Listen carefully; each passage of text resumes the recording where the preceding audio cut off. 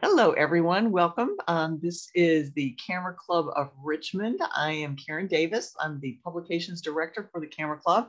And these are our CCR spotlights that we've been doing on some of our members and our board members.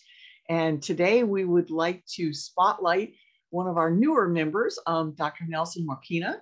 And he is with us today. He's going to talk a little bit about his work and about his photography and tell him about himself. When I got a little bit of a bio from him, I noticed he had all of this alphabet soup after his name. You know, there are all kinds of designations that he has. So we're going to ask you about that in a little bit, but I thought maybe we could start out. And Nelson, if you want to just tell us a little bit about yourself.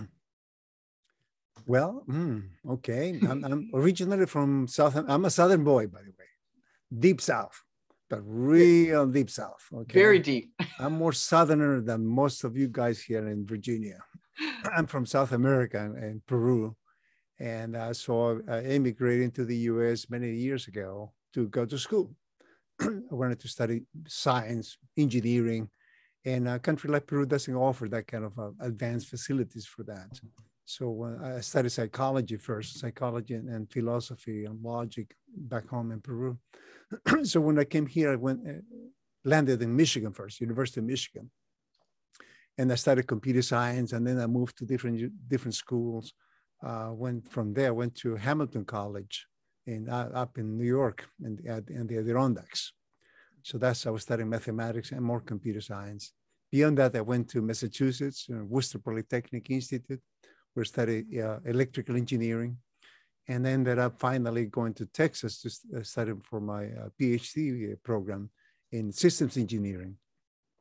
So I worked for NASA in Texas, and that's how I ended up working with lasers. So because of my background in optics. Let me back up. Why optics? Why lasers? There's a reason for that, for the madness behind that. I'm an amblyop. I was born amblyop.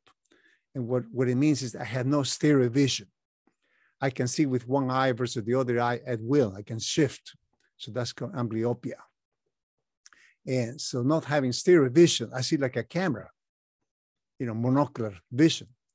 And one of the effects of that is that one eye sees the colors saturation a little bit different than the other eye. So when I was growing up, when I was bored, I would just shift eyes and things became a little bit different. And I thought that was normal. I grew up like that. I had no idea what normal vision was about. So in school, I remember a classmate that was, I don't know, 4th grade, 5th grade, something like that. He said, "Oh, God, it's such a boring class right now."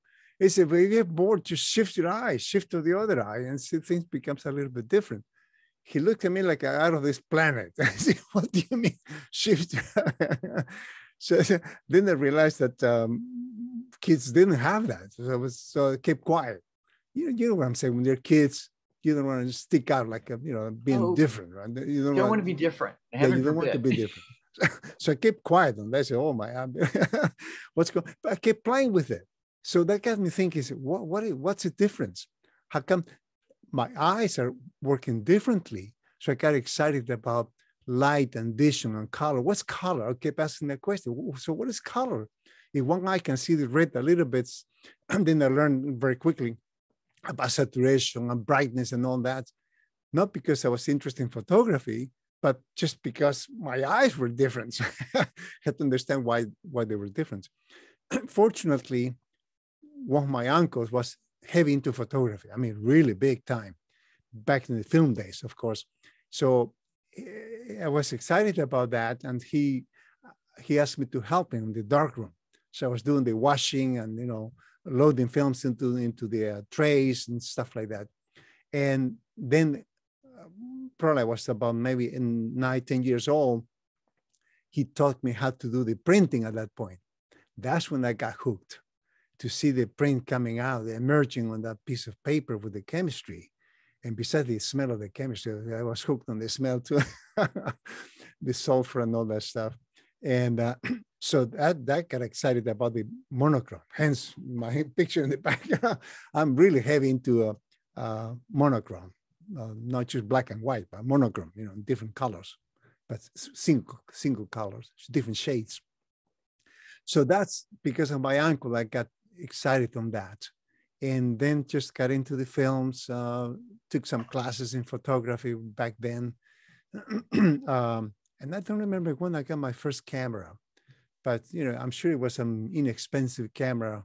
Oh no, I had a pinhole. That's right. I remember I made a pinhole camera, but I couldn't afford to buy a real camera, right? So I had a piece of plastic, put the usual, aluminum foil, make a little pin there, and I was exposing film from my uncle, and so that was my first camera, pinhole. That was interesting. I like that a lot. I still do. The low grade and the heavy vignetting, and it's just a different flavor to it. Beautiful. I kind of gives me goosebumps to think about it.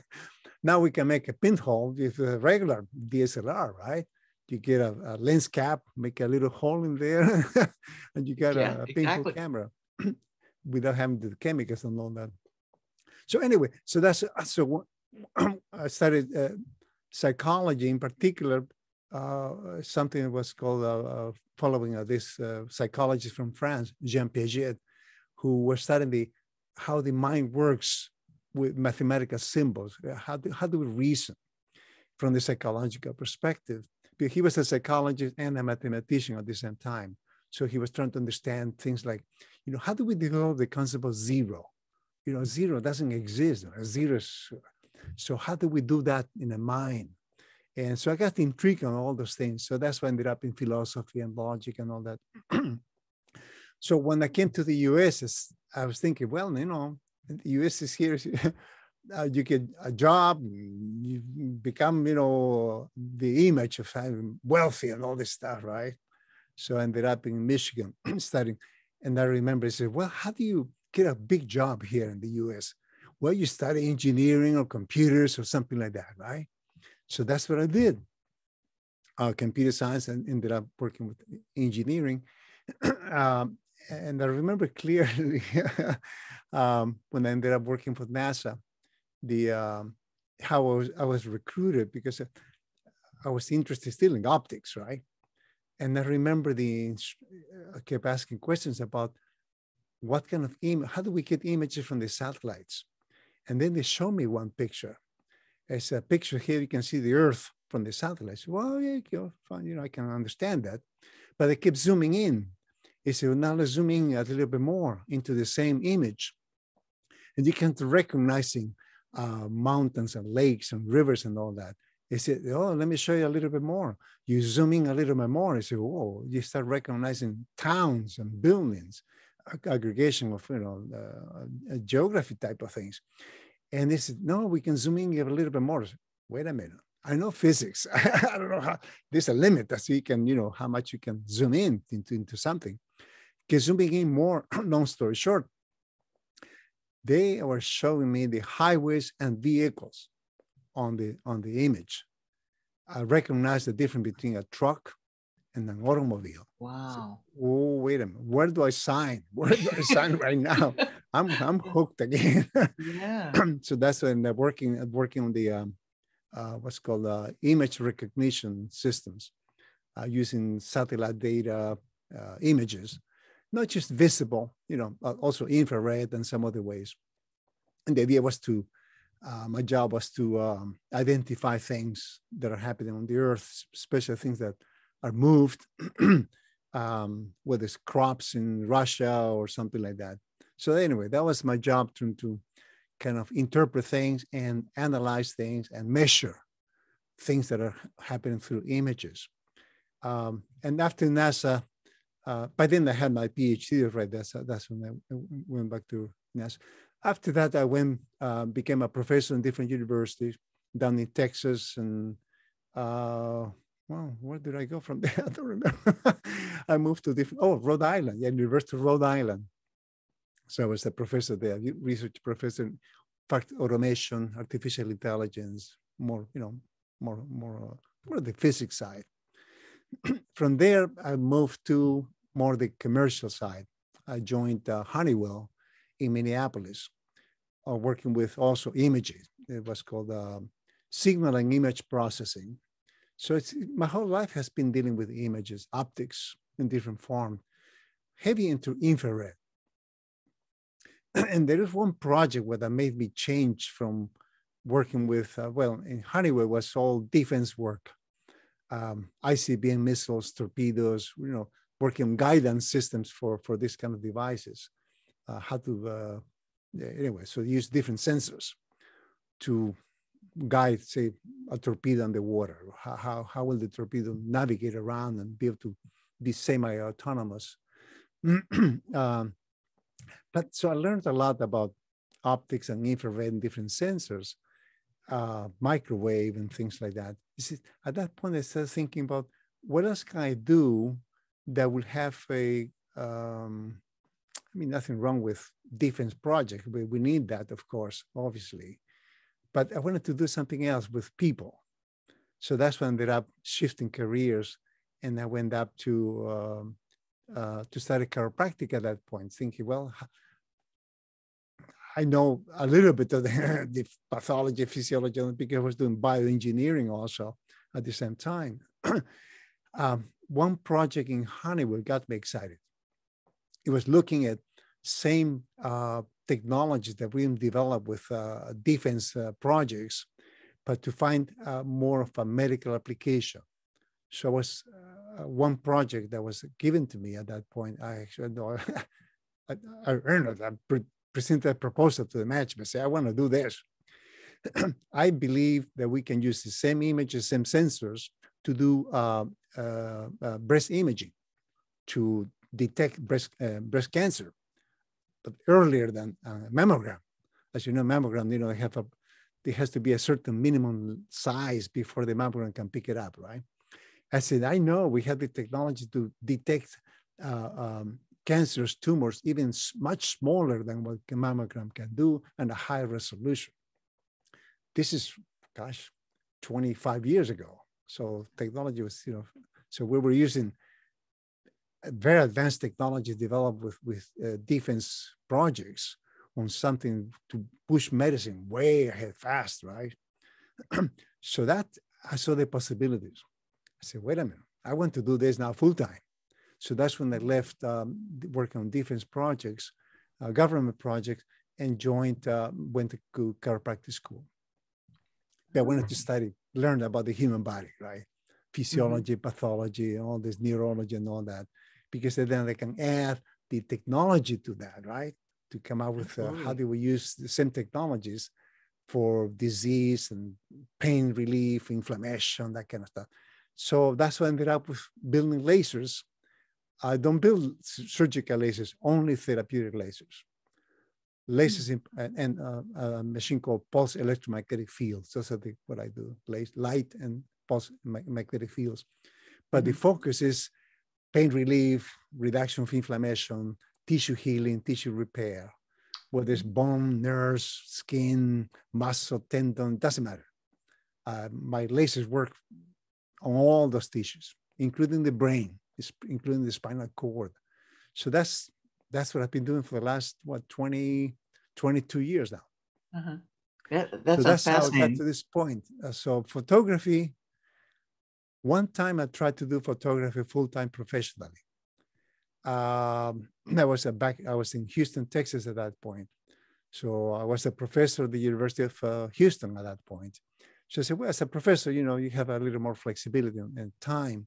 So I said, well, I really want to, I was kind of always hooked on photography. I do as much as I could. I said, well, let me do it commercially now. So I set up a company called Mind's Eye Photography. And then the reality hit me really hard that I wasn't good enough, okay? Because I saw what's out there available commercially. I go, my goodness, how do they do those things?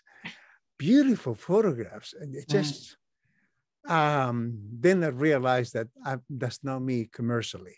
I enjoy it, doing it. I enjoy a lot, seeing like the one that Ansel Adams and many other people. But I had to realize that, I'm not to that level. So get back to my job. So that's my only foray into an attempt to do some commercial photography. Right, right. Well, and then in commercial, a lot of times you're doing what other people want, not what you want. That is And true. Yeah, you're yeah, correct. Yes, it has to right. be like that. Yeah. But I mean, like I said, I didn't know much about the commercial side. So that was my only foray. From then on, has been just as much as I can. Um, one lens, I designed this lens myself. But that's anyway. But I still tinker with new machines, new ways of doing things, and trying to see if I can capture these hooks up and unhook, and I can put them into my camera. I can do a super macro, but really 5:1. It has to be a custom one. It's anyway. So those are the toys I built. Pretty cool. Build your own toys. I love it. Yeah. So, but in terms of photography, which is really the main subject, right, for the club, I enjoy monochromes, infrared, because I do a lot of, all my lasers are infrared lasers, by the way. So that's the therapy is infrared beams. Okay. So I enjoy a lot of that area to see reality from the infrared perspective, sometimes in microwave. And it's interesting to see how nature looks like. We think nature is the way it is, so to the visible. No, that's the brain interpreting. Yeah, light hits subjects and bounces back, and we absorb in the retina, right? And then creates electrical impulses. And then through the optic nerve goes to the optic center in the brain, in the back of the brain. And the brain interprets those electrical signals. So we don't see, what we see is not the reality. That's really just our brain interpretation. So I use different other wavelengths to see how nature looks like. And I have to convert it to something that we as humans can see it. And so that's my passion. Yeah. All right. So you do, I understand you travel quite a bit. So you take your photography, I think, with you when you go on your business travels. So yes, that's every time, all the time. I have a lot of photographs from Japan. I enjoy Japan a lot. Oh, that's one of my favorite countries. Especially for black and white. Oh my goodness. All those temples, Buddhist temples and all that. Yeah. Excellent subject for black and white. Beautiful. That's so I have thousands and thousands of photographs from the mountains of Peru and Argentina and Japan and China. That's so yes, the answer is no question about that. But for travel, I can't take all my cameras. They're too big, lenses are too big, so I have to use a little kind of smaller cameras just because of the size. I should not Nikon. In Japan, it's pronounced Nikon. I know we call it Nikon. I remember going to Japan the first time I want to buy a lens. Where do I go to get a Nikon? They look at me like, you don't know what you're talking about. This is Nikon. All right, sorry. Excuse me. Okay. So great. Well, you'll have to share a few of your photos, and we'll get those into our article and put them in the video when we put the video together. So grab some of your favorite shots. Yeah, I would love to see. Sure will. Yes. I would love to see some from Japan and China, and my two daughters are adopted from China, and so I have made 2 trips over there and have taken. That was before I really got into photography. I have a few pictures, but I'm sure they're not on the level. Yeah, I saw some pictures. Two little girls and the back behind you. Yes, so yes. That must be your daughters. They're back there, always with me. So, yeah, well, that's great. Well, what brought you to the Camera Club of Richmond? How did you find us? Oh, good question. I think it was, I guess, searching on the internet because I wanted to find a home, right? I mean, a group of people that enjoy the same things. To me, it's a very important emotional outlet to meet people that enjoy the same things I do. So I'm sure it was through the internet. And you know what? Yes, I did talk to somebody, a member. I remember telling me about the meeting. So I went to the first meeting back then at the church. Yes, so I think that's what happened. What's the combination? I don't remember exactly. And I've been telling other people too about the club. So Oh, some of them that's awesome. yeah, recently, one of my customers actually, he joined the club. Dr. Tregaskis, yeah, Joseph Yes, Tregaskis. that's Yeah, he's right. my customer. Yeah, Okay, he's a dentist here in Richmond. He Wonderful. enjoys photography a lot too, but he's like me, he's so busy as a dentist, super busy, Right. and so he does photography as much as he can. He's always asking me, "Have you been doing photography?" Not as much as I can. I would like to. He said, "Oh, me too. I wish I." The usual things, yes. It's a great outlet, and especially with your background.